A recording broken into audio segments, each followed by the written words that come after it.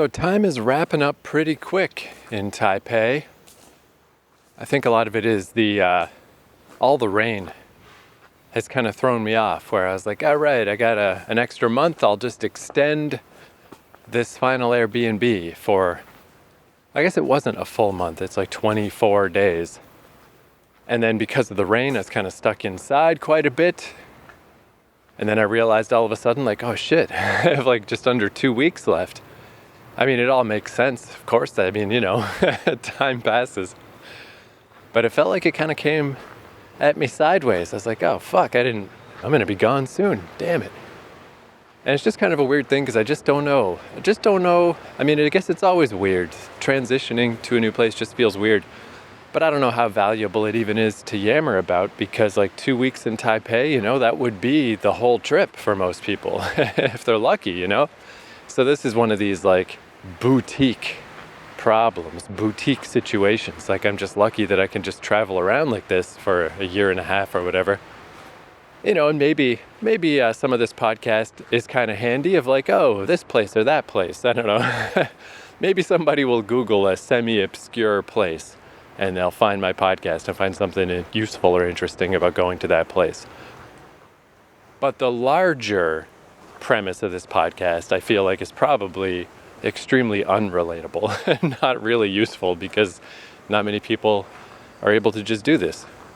So, I mean, it feels like I feel bad even voicing my my troubles. So like, oh really? Your amazing, wonderful thing that you get to do feels a little weird to you? Who cares? Shut up. But yeah, I guess it always is this way, like when I was leaving Japan, it's like, I'm not really ready to go. Could use some more time. Here, it's like, oh geez, I'm not really ready to go. I could use some more time. Like I just noticed the other day when I was crossing at a stoplight, the little groovin' man on the walk signs, this cool little schleppin' cool, I don't know, it's like a guy's doing a moonwalk, but forward is what the guy on the walk sign looks like. It's so cool. And I remember how much that stood out when I first got here. And I realized the other day, like, oh yeah, I don't even notice anymore. It's just how the walk light looks. I have been here a while. But yeah, I would certainly stay a little longer if I could. But then I think about South Korea, where I did get to stay longer. I was there for 6 months. And it still wasn't quite enough. I would have stayed a little longer. I would have gone back to Busan. So if 3 months isn't enough, and 6 months isn't enough, I mean, what's going to be enough? I don't know. I was thinking about like when I lived in Toronto.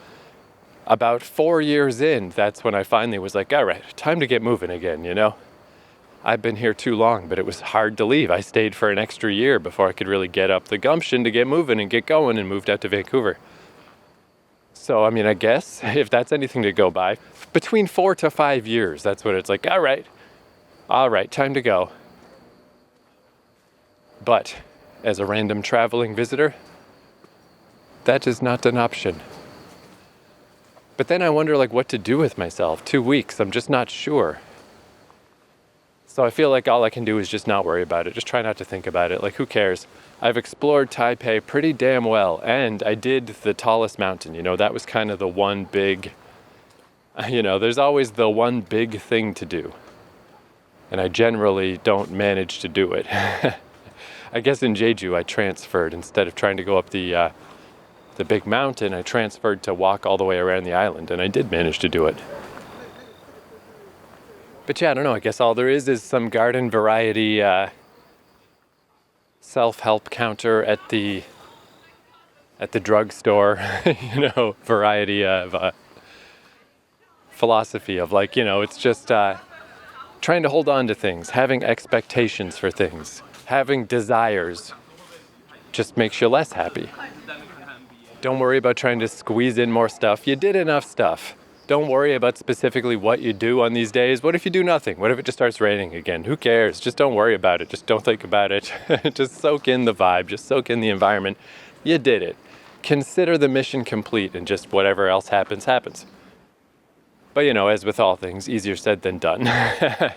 But I decided for today, let's just go to the Tianmu Historic Trail, because that was such a cool place. So yeah, I hopped on the train, went back to my old neighborhood where my last Airbnb was, got to stroll through that hood, walk up these awesome steps where it's like 6 zillion steps up the side of a mountain, Now I'm at the little part where they warn about monkeys, where I did eventually see a monkey higher up the mountain, but not here. And today I also suspect no monkeys. I don't believe there's going to be any monkeys, but it's just a nice walk. And then at the other end of this walk, that's where I discovered a waterfall. One of the waterfalls I really liked. You know? For whatever weird reason in my stupid brain, I tend to find waterfalls a little underwhelming, but this one was a great waterfall. So I was like, what a nice, easy little thing to do. What a nice afternoon. Like, don't worry about doing a new thing. Don't worry about finding a new spot to go. I did yesterday just to check it out. I went on the blue line to Dingpu, Dingpu.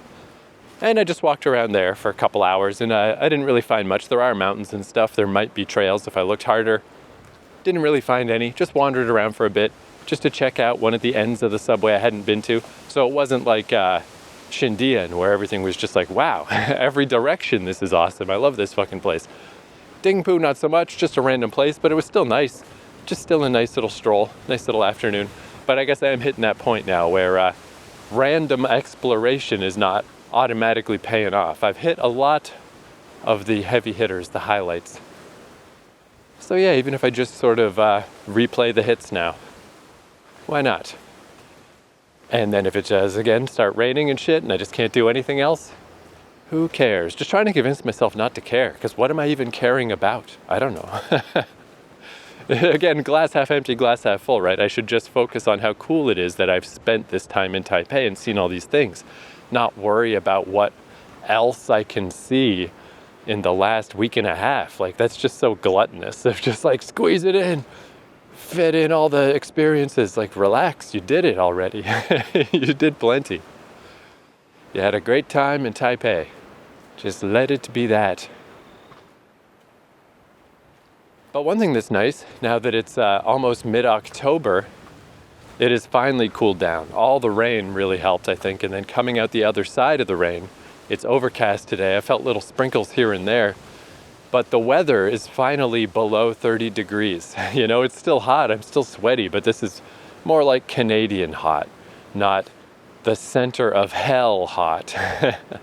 And even last night, just sitting around my room for the first time ever, I put on a t-shirt while I was sitting at my computer. That just seems unfathomable. Before this, it's like, are you kidding? Even with an air conditioner and a fan and stuff, no fucking way. So yeah, the weather is normalizing to something resembling sanity. So that's cool. And then I wonder too, again, so little value at some point in psychoanalyzing what's going on in your own brain.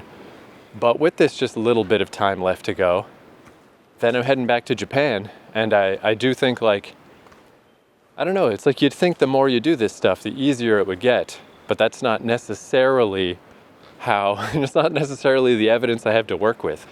Where going back to Japan, it seems like it should be fine. I should be able to get another 90-day visa. But because I haven't been out of the country for a full year, it's not totally assured. You know, people seem to say on Reddit or whatnot that it should be fine, but I guess it's not necessarily something people do that often. And there's no specific law about it that I could find. So I'm just gonna like come clean at the airport and just say like, hey, I've only been gone 9 months. I hope this is okay. What do I need to show you? I got a bank balance. I can prove I'm, I don't know. Again, I'm Canadian. They probably don't care.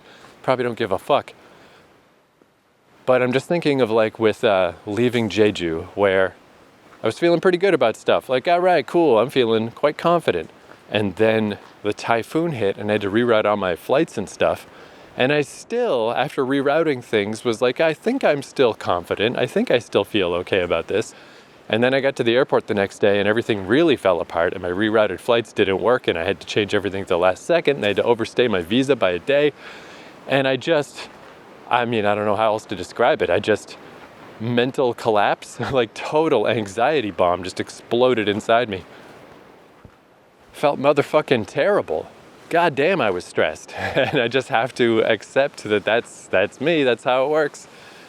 I am not especially resilient when I don't quite know what's happening with the plan. Things are up in the air. It stresses me out greatly. So I've tried to mitigate that as much as I can. You know, I've got just a quick, relatively cheap flight to Japan. It's pretty close. It's relatively cheap. Everything should be fine on the other end. But if it's not, you know, I've only got, like I set up the whole first week just at Norihiko's place in Chiba, where I've already been before, a guy that I know, a guy whose house I know how to get to.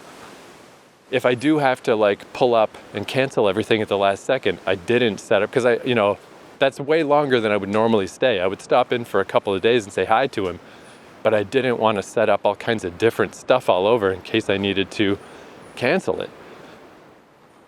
And even in this case, like, I don't want to cancel it. I don't want to just suddenly yank the rug out from under this guy. Like I would just not cancel it. And I would just, as goodwill, just say, I don't know how you would feel about that, but I'd just say, whatever, keep my money, I don't care. But I didn't want to have to untangle a whole bunch of bookings. So I tried to set it up as easily as possible. This all seems pretty easy. And if for whatever reason they don't let me in, again, I don't know what happens in that case, but I guess then I just go to a flight counter and get a flight to Vietnam and fucking set up some shit there. I don't know. But it's like, that's like sitting in the back of my mind now, just knowing like, hey, you know what's going to happen if things go wrong, right? You know what's going to happen if this gets tricky, and if that does happen, and if you can't get into Japan, and if you have to reroute stuff, even just the idea that this could happen, this is gonna stress you the F out, bitch. Because you don't have examples from like 5 years ago or something. You got examples from 3 months ago. How totally badly you handled that shit. How terrible it felt to have to reroute plans at the last second. Like, it's enough that I would just wait 3 more months to go back to Japan just to avoid any of this ambiguity if I could, but then I would just be sort of stuck in the same loop of then I would be trying to fly back home when flight prices are expensive. And they're probably going to be expensive anyway. I don't know. I don't know what's going to happen. But yeah, I guess I can't lie to myself about it. I can't lie to myself now and just say like, it's fine, I'm confident, everything will go fine. Everything probably will go fine, but I'm not confident. I have no faith in myself at all. Once things go sideways and get squirrely, I freak the hell out, man. My internal the autonomic nervous system, like my body just hates it. So that's probably got me feeling a little weird too, of just like uncertainty in travel. Not nice. Oh, that's nice though. It's been quite overcast today, but the sun just came out. Nice blue skies, still lots of clouds, but nice blue skies. Anyway, yeah, no monkeys on this trail. But the waterfall, now here's the thing, is there was 2 stairways, because I remember there was a stairway with a dog on it that I thought was the stairway, but it wasn't. While coming the other direction, I had to go to the second stairway, so this must be them. So now I'm heading down these stairs to the waterfall. But yeah, also in just like having to wrap things up a little at the end of a stay somewhere. I have about $20 on my transit card, so that's pretty perfect. I don't have to worry about that too much. That's at the point where obviously I'll use some up while I'm here, but I don't think I really need to worry too much about trying to get money off of the card or whatever. I'll just leave that on the card. Who cares? That's an acceptable loss. It's hard to tell, again, because my understanding of the conversion rates is still pretty shaky. So I was looking at my card and it had like, $500 on it, but it's not $500, it's $24. So that's not bad, and I got some cash in my wallet, but it's probably enough to get me to the other side. I'll try to use it up, but I don't know.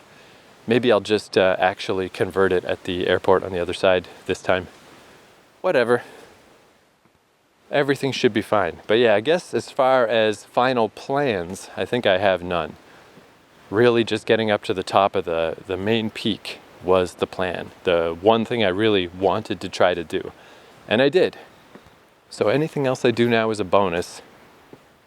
And I'm just trying to not think about it, I guess.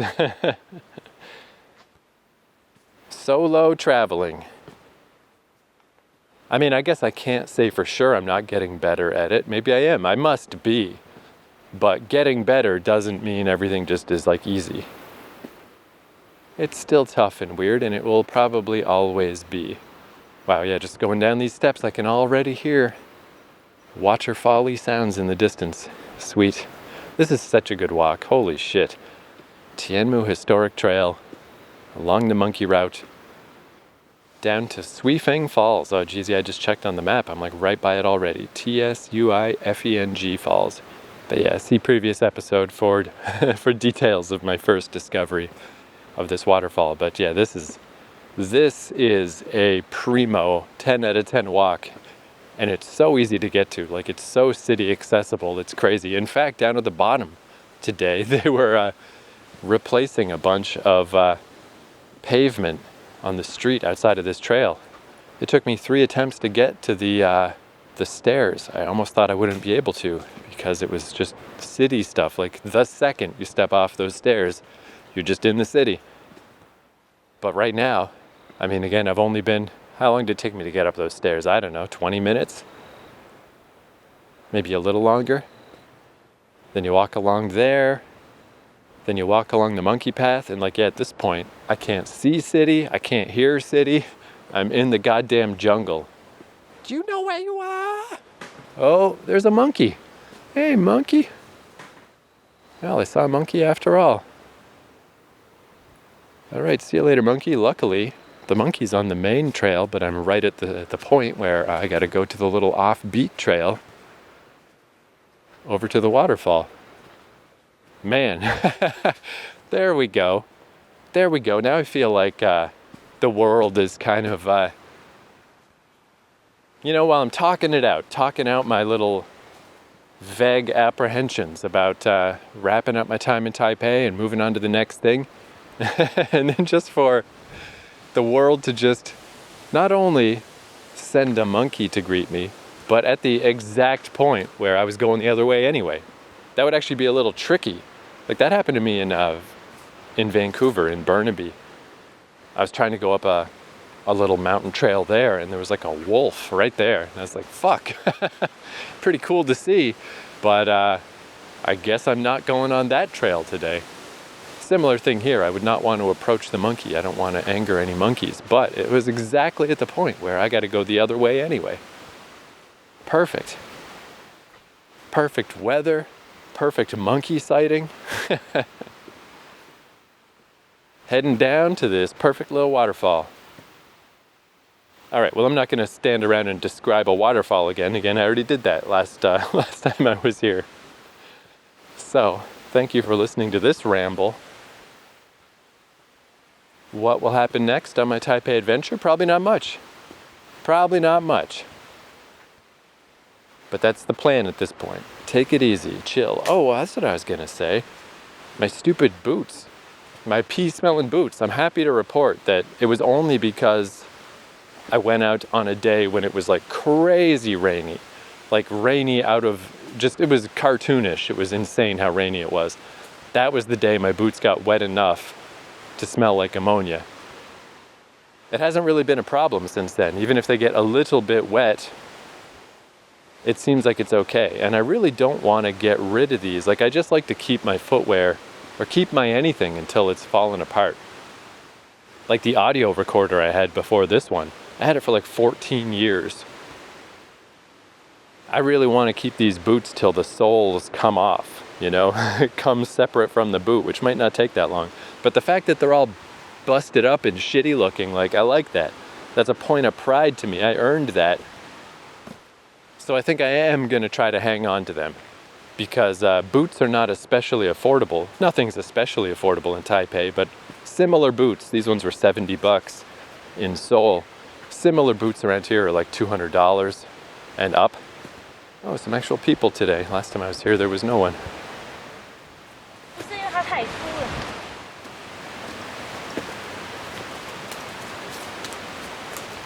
But if something does go terribly wrong with these boots, if they pick up some ammonia smell that doesn't go away or whatever, there's a shoe store, like a sporting goods store, between my place and the train. So on my last day, as I exit to go to the train, I'll be walking right by that place, I can buy a pair of shoes from there for 20 bucks.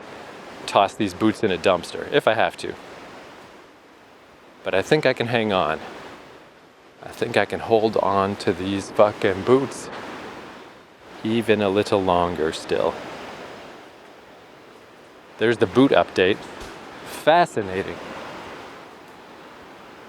This trail down to the waterfall is longer than I remember. I can still hear it. Still can't see it. Still don't see the bottom. But yeah, this is getting pretty tricky. So let's turn off this motherfucking recorder so I don't tumble down a mountain. That would be some excitement to end out my days. Yeah, I went to the hospital in Taiwan because I fell down a mountain. Let's not do that.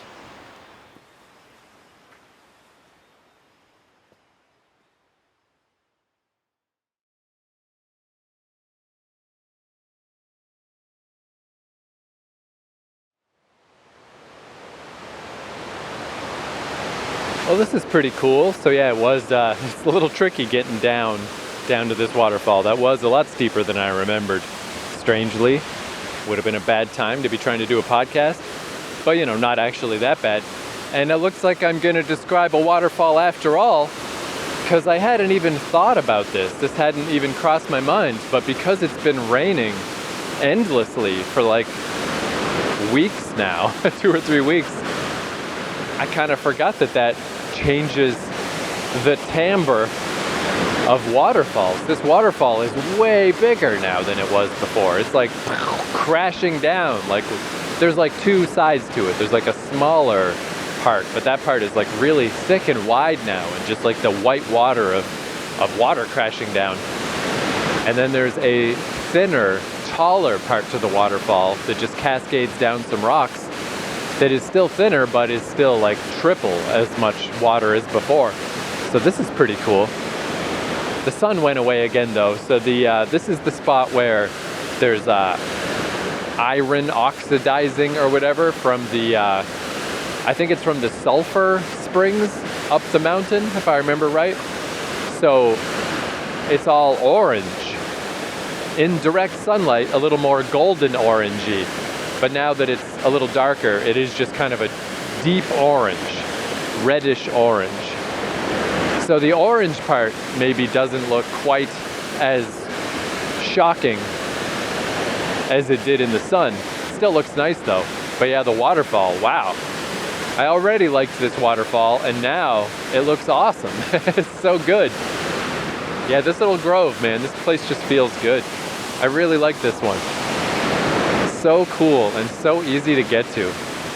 Just fucking magical, dude. Anyway, I'm not gonna yammer on and on. I'm just gonna soak it in. Let's fade out to some nice roar of the waterfall.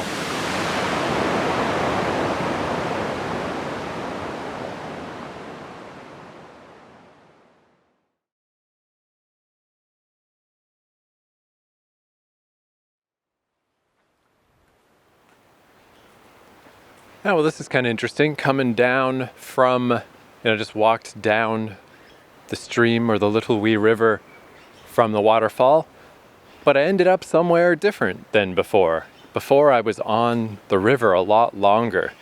And then when I did connect up, that's where I found there was a little suspension bridge that was non-scary that I went and walked across.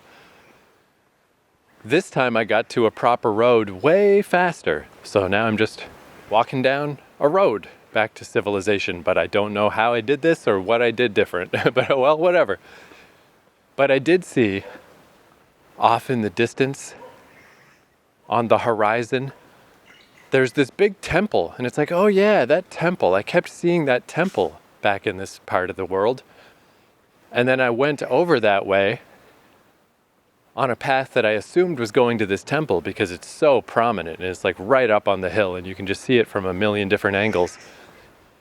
And I never did get to that temple, but instead I went to these aqueducts and I found a viewing platform at the top of that waterfall I was just at, which seeing it again from the bottom, it's kind of cool because you cannot see that viewing platform above you at all. It's like hidden by trees. So it's neat that it's there for people that are up there. But if you're at the bottom of the waterfall, it certainly doesn't hurt the view because you can't see it at all.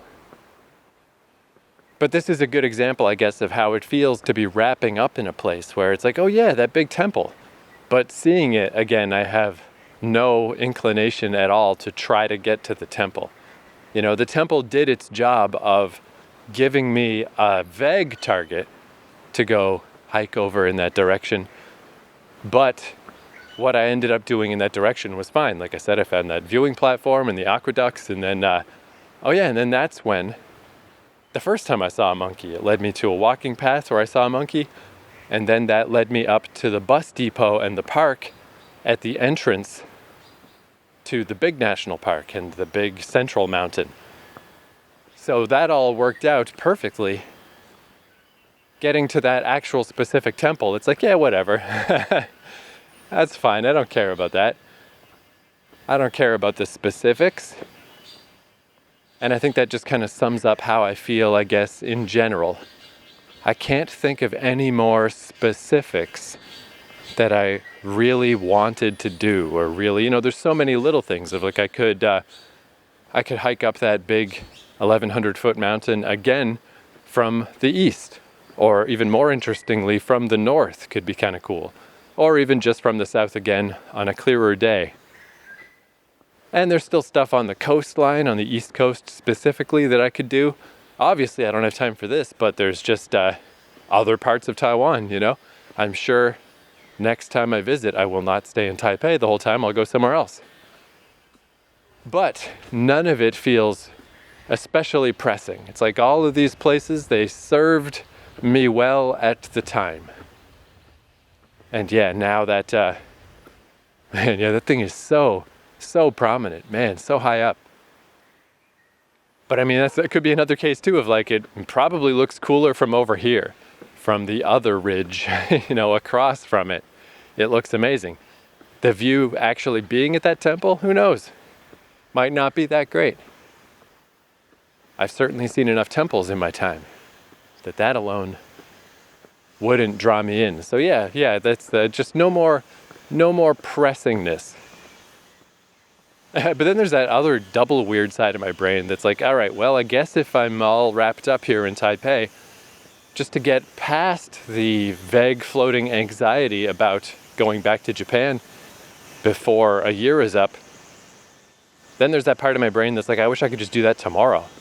I guess if I'm done here, I wish we could just go do that. So it's like, what the hell's wrong with you? First you were like, I don't have enough time left. And now you're like, well, I guess I could just leave right away then.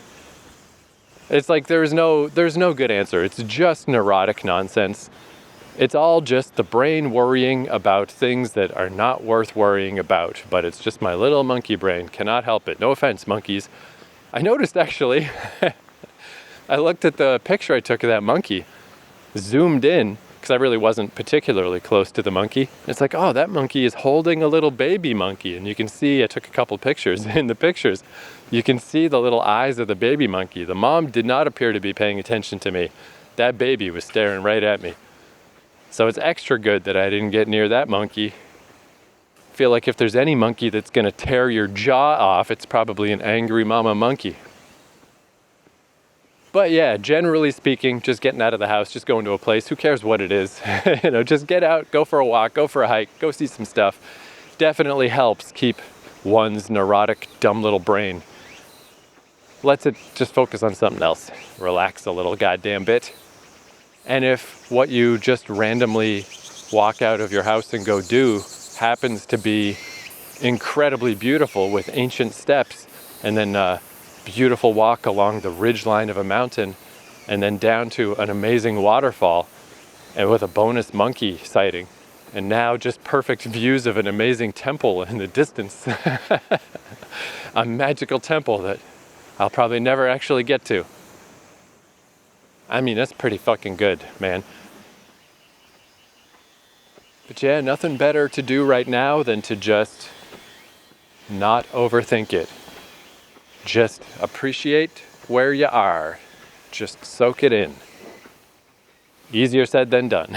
But, well, I mean, I guess it's all just, maybe that's the other thing to keep in mind. It's not an on or an off switch. It's not a 0 or a 1. It's not either Oh, are you appreciating where you are, or are you stressed about the future? It's like, well, you're both. You're just always both. So whatever, that's okay too. Just let that be what it is. Maybe that's the ultimate Zen. Don't fucking fight it. Fighting it isn't going to help. Just let it be what it is. Let everything be what it is. How's that for an unreleased Oasis album title? Now I'm starting to recognize this road. So yeah, I must have come up onto this road just at a different point somewhere before. Yeah, well, whatever. All downhill roads lead to Taipei. That's all you need to know. Downhill equals civilization.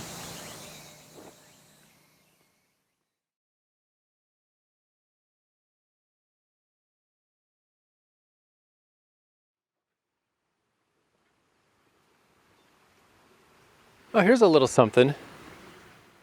Here's a little story I got to tell as I was just walking down this road still, walking back to civilization. Since this podcast releases, sometime in the past, like quite a bit behind what's happening to me in real life, it's kind of neat for it to be like a little mirror where I can it reminds me of stuff that I would probably not really think about or sort of forget about.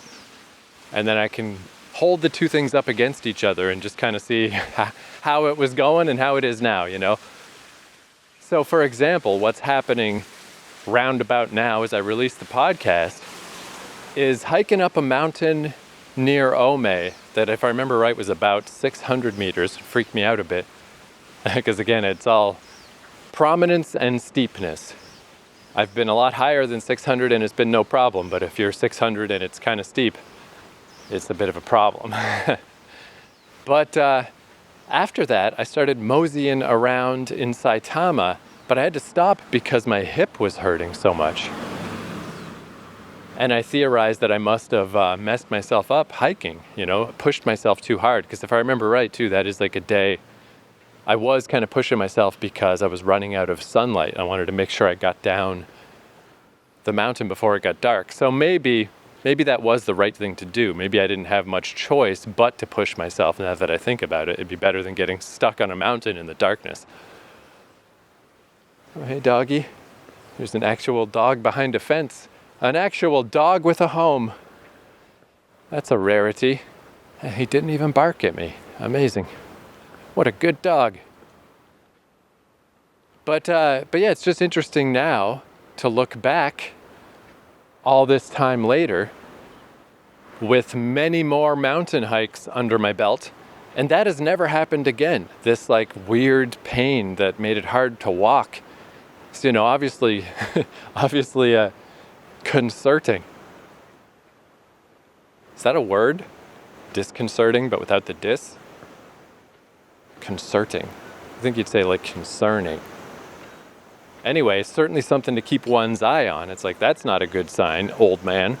But yeah, that has never happened since. And I think it's got to be like today, walking up the old historic steps. Man, did I go slow. So fucking slow. Old ladies passed me, like a couple of old ladies passed me. And I'm like, good enough, ladies. That's fine with me. I have no pride. I am in the zone. I am walking up one step, one step, one step. Big, deep breaths. Slow and consistent. My policy is if you are going fast enough to get out of breath, you're going too fast. And yeah, I haven't had any of those like weird hip type problems at all ever since. So I just thought I'd bring that up to just add that to the docket, add that to the dossier of reasons why hiking up at an incredibly slow pace is the thing to do. I don't know what downside there could possibly be to it. I mean, it's slower. But again, like going distances across the land takes a long time. Going distances up just doesn't take that long. It can't possibly. The distances that you are able to go up on the planet Earth are very limited. It's no problem. Like I said, it still took me like 20, 25 minutes. It's nothing. What difference would it have made if I got up there in 15 and I hurt my fucking self, So I don't know, just interesting, because I wouldn't have thought of that. I wouldn't even have remembered that I had a soreness from hiking if it weren't for this very fucking granular podcast. I've also realized, which is another nice thing, because I also have a bad shoulder. Because of scoliosis, I got a bad left knee and a bad right shoulder. But I haven't really been having trouble with my shoulder because I've just put no weight on it. I always carry my day bag with the strap around my good shoulder. I only ever carry a book bag when I gotta go do laundry, and all that's in it is my laundry, and I still favor the good shoulder. As long as I don't put weight on the bad shoulder, it doesn't really hurt. I'm sure it will someday. All this stuff is getting worse and worse. but that's nice too. Just walking around like a normal person. My scoliosis is actually pretty manageable. It's not that bad. And yeah, I guess that took a little while for me to figure out also because specifically, I guess when I first got to Japan and I just didn't want to leave my stuff, double duty of like, I don't really want to leave my bag here all day because I don't really have anywhere to put it or lock it up or whatever. And there was bed bugs at that first place. I don't know. I was just like carrying around a book bag all the time. And I had a sore shoulder. But trending away from these communal Airbnb lodgings, having somewhere to just leave my book bag, everything's been all right. It's nice. Hey, look at this. Apartment buildings, and there's a traffic light down there, officially back in town. Oh yeah, and look at that. There they are. There's the people resurfacing the road at the bottom of the trail. I made the loop. The loop is made. All done. Oh, geez. Okay, well, one more stupid little thing. There's these noodles that I found. I don't know what the brand is. Everything on them is in Chinese. There's no English at all. But, just like the cool big cup noodles that you buy at the convenience store with like a million cool pouches and like stuff that is way fancier and way better than all of our stuff in North America, as is always the case in Asia. Instant noodles are the best. But this one had different cartoon drawings on it. And like one of them was a handsome anime cartoon man who was just like loving life. And that's, to let you know, like, this one's just delicious. You're going to find this delicious. But then there was another one with like a screaming man who looked in like intense torment with tears running out of his eyes and snot running out of his nose. And it's like horrifying. And like the message is clear. If you eat this one, it's going to be very fucking spicy. So I bought it just because I wanted to take a picture of it for a little Instagram picture because I thought it was funny. It's just the cartoon was very funny. It's like this man is hating his life. I didn't actually want it. And yeah, and then when I ate it yesterday, they weren't kidding. Bad stomach ache all night from the heat. Still felt a little rumbly today. It's like, fuck. But I guess that's the thing I can say is like in general, if something claims to be spicy in Japan, there's a good chance that it's no big deal. They often exaggerate about the heat in Japan for whatever reason. Though if you go to Koko Curry, remember, stop the gauge stops at 5. Everything above 5, 6 to 10 is insane. Don't do that shit. But for mass-produced stuff at the convenience store, you're probably safe in Japan. Whereas South Korea, no surprise, but if they claim something is spicy in South Korea, you fucking listen. They're not kidding. That shit will make you see through time. It's insane. So I haven't eaten a ton of spicy stuff while I've been here in Taipei. I don't have a ton to go by. But it seems like, judging by that, it seems like they probably err more toward, if they tell you it's spicy in Taipei, I suggest listening. Because I don't have as many examples as in Japan or in South Korea. I just haven't been eating that type of stuff. But but if you see a cartoon man, tears streaming from his eyes, snot streaming from his nose, questioning every choice he's ever made in his whole fucking life, don't just eat that shit and expect to have an easy night. But all right, I'm officially at the stoplight now. There's the little groovin' man. But I'm waiting for my stop man to turn into a groovin' man. Look at that guy groove. And that's something I didn't notice until recently. at the end, the last few numbers of the countdown, the little green grooving man speeds up. He gets like triple speed, and it's like, you better run, bitch. Better run. Across the street, man. Yeah, just look at this little guy. Like, he really looks like he's moonwalking. It's such a strange little animation. It's so cool. I can't believe in a mere 2.5 months I started taking that little man for granted. I love him. He's so cool. It's one of the first cool things that I saw in Taipei. Man, though, isn't that, just thinking back, like, from the moment I fucking arrived, and I had just no problems at customs. At first, I was a little put off that my MRT card is an egg-shaped Sanrio character, but I mean, I got over it, and that's undeniably delightful. Then I saw the little groovin' man, and it's just like, everything has just been cool as shit pretty much the whole goddamn time I've been in Taipei. Has anything troublesome even happened to me while I'm here? I don't think so. I can't think of anything. Man. Pretty rad, dude. Pretty fucking rad.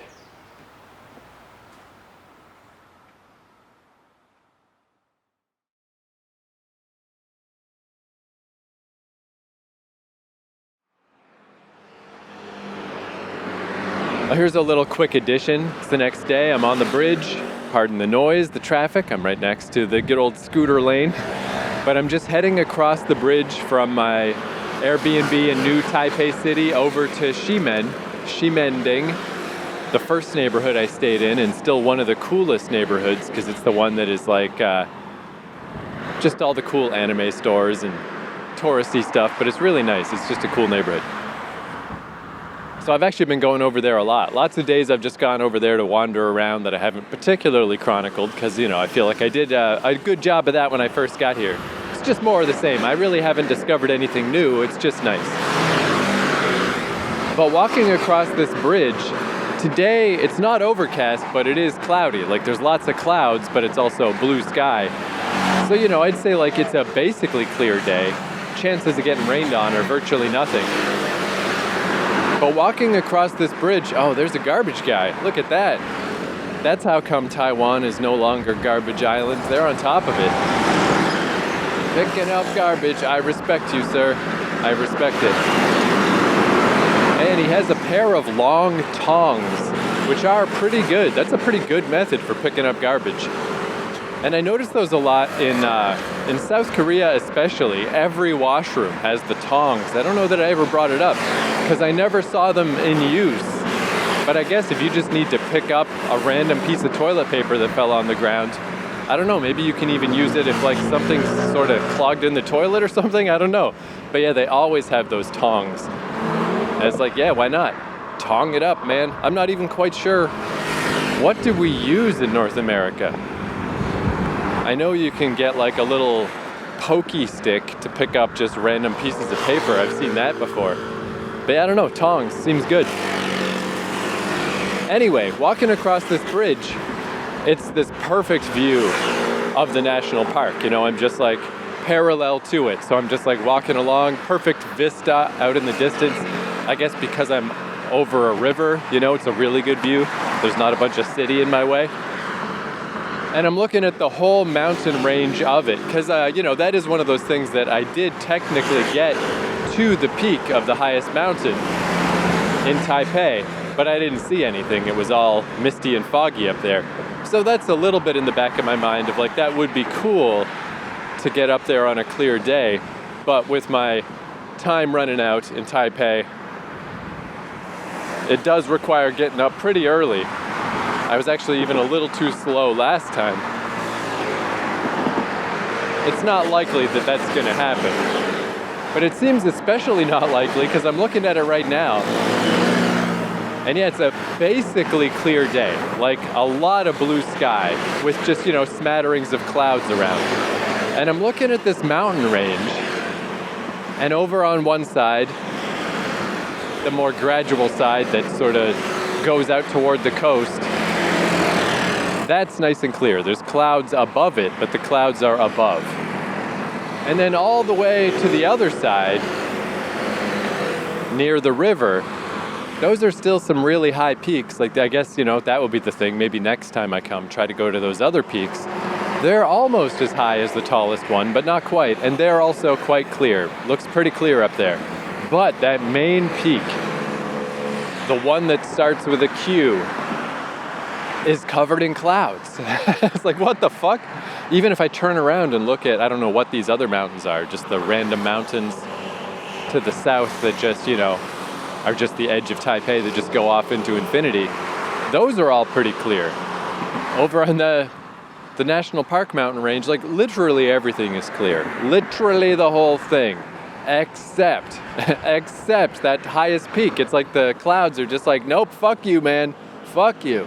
You're not getting to see shit up there. You do not get a view. So I don't know, I just thought I'd bring that up because, yeah, that seems to kind of double down on the idea of, you know, maybe someday in the future of my life, but to try to squeeze in an unobstructed view from that peak in the little bit of time I got left, like, why bother? It's not gonna happen.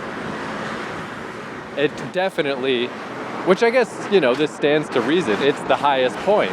If anything is gonna be in cloud cover, that's the point that's gonna be in the cloud cover. But it's just funny to see how it's almost like malicious.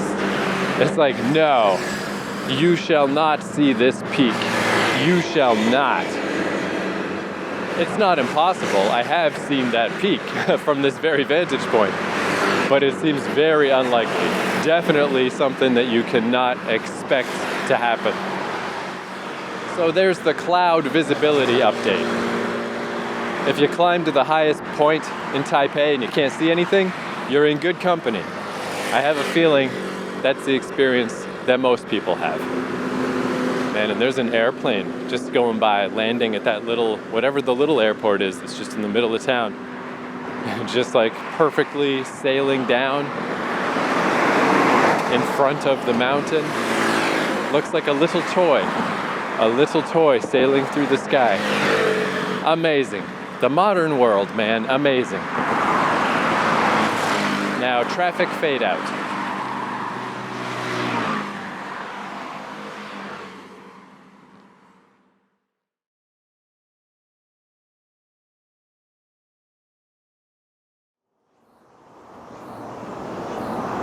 Oh, one more tiny little coda. It's a couple days later. Again, I'm just doing the greatest hits now. I'm back to Xindian station at the southern end of the Green Line because it's just such a great fucking hike. So I'm up at the first observation deck, looking out at this crazy big highway. I just love how accessible and easy this particular hike is, and it's just up. You just go up, and then you get this amazing view. But I just wanted to mention, there's all these mountains to the south, which I don't know what those are because that's like the edge of town. But then as you go out across it's just amazing. It's just a panorama of mountains everywhere. But you go out across and it's like, there's Yangmingshan way out there. There's that peak I was on and that cool view I got from there. And then you keep moving and there's the national park and there's all the other peaks that I didn't get to. And just like the other day, one of the side peaks has a little cloud on it. But all of these are clear, every single one of them, until the main peak, the 1100 footer. It's got clouds. Once again, it's almost literally the only peak. Oh yeah, and if I look over at the other side, over to this other side of mountains, basically the whole 360. All of the peaks are clear except that one. So yeah, that's all. Just one more piece of evidence that the view from up there, if you've ever seen it on a clear day, you're one of the few and the proud. Because look at that shit. And it's not like a little bit of clouds on this bad boy. It is like a huge, big bunch of clouds covering up the top of that mountain. And everything else is like, just a little bit hazy. Basically fine. Okay, now we're done for real.